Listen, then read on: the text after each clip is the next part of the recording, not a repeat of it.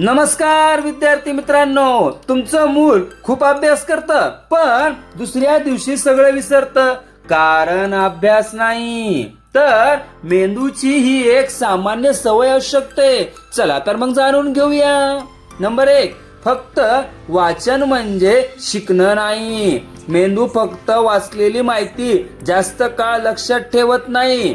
शिकलेलं स्वतःच्या शब्दात सांगितलं किंवा लिहिलं तर ते अधिक काळ स्मरणात राहण्यास मदत होते. नंबर 2, एकदाच वाचन पुरेसं नसतं.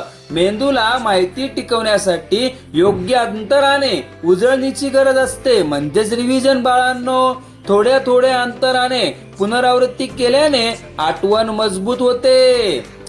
नंबर 3, सतत अभ्यास केल्याने मेंदू थकतो. सलग तासानं तास अभ्यास करण्यापेक्षा मध्ये 5 ते 10 मिनिटाचा छोटा ब्रेक घेतल्याने लक्ष आणि एकाग्रता टिकून राहण्यास मदत होते. नंबर 4, पुरेशी झोप महत्वाची आहे. झोपेमध्ये मेंदू दिवसभर शिकलेली माहिती व्यवस्थित साठवण्याचं काम करतो. त्यामुळे पुरेशी झोप अभ्यासा इतकीच महत्वाची आहे. नंबर 5, स्वतःची परीक्षा घ्या. पुस्तक बंद करून स्वतःला प्रश्न विचारा.